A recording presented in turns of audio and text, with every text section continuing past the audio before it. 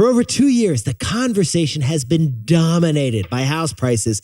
Can we please just talk about renting for a second, Jack? Is that too much to ask for? Yes, because our housing problem has morphed into a renting problem. Okay, before we jump into this, Jack, I'm going to hit you with an address. 231 East 14th Street.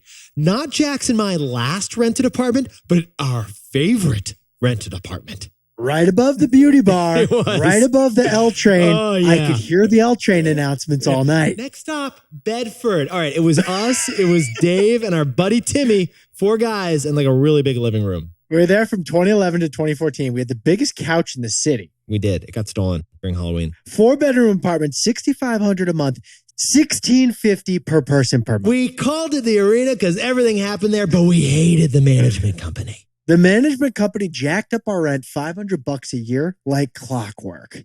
I thought the super was going to kill me. Anyway, the number one question every boomer on a golf course is talking about right now, it's not Jackson my rental. It's, did you hear how much Bob sold his condo for?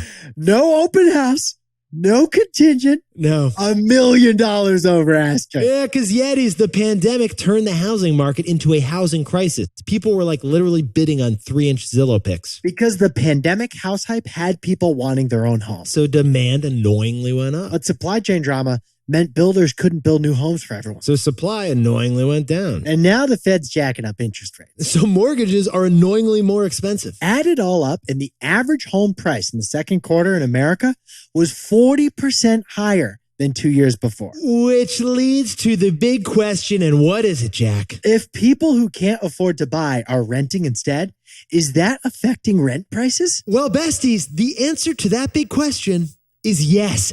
Yeah, we are. It is the spillover effect, and it's hitting rent prices. Home buying problems are spilling over into the rental market. Okay, so Jack, what's going on the lovely island of Manhattan? In Manhattan, which remember, during the pandemic, everyone fled. People were freaking. Today, only 1.9% of apartments are vacant. You can't get onto the island of Manhattan. There's like a bouncer basically at every building. And the result of that shortage of apartments is that the average rent in Manhattan is up 29% compared to last year, passing $5,000 a month for the first time ever. That's a record high, 5,000. We're not talking about a wing of Buckingham Palace. We're talking about a 4-floor walk up in the West Village with no air conditioning. Oh, and to quote Frank Sinatra, if you can raise rent there, you can raise rent anywhere. It's up to you, every landlord, to raise rents, apparently. In Miami and Austin, rents are up over 20% from last year. It's not just cities. Sunbelt Susan, she's feeling the rent hike too. Nationwide, the average apartment across the entire country,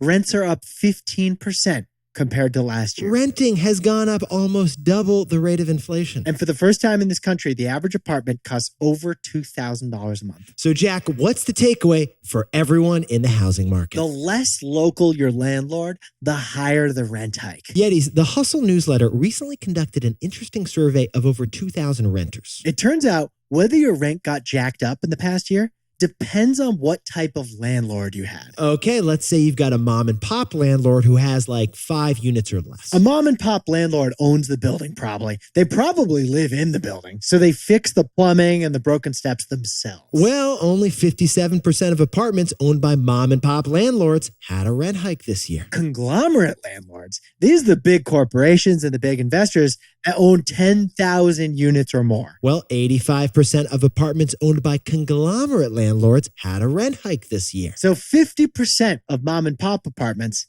85% of conglomerate apartments. Yeah, it is. The less local the landlord, the higher the rent hike. Thanks for T-boying with us. Don't forget to like and subscribe to this channel for Pop Biz every day.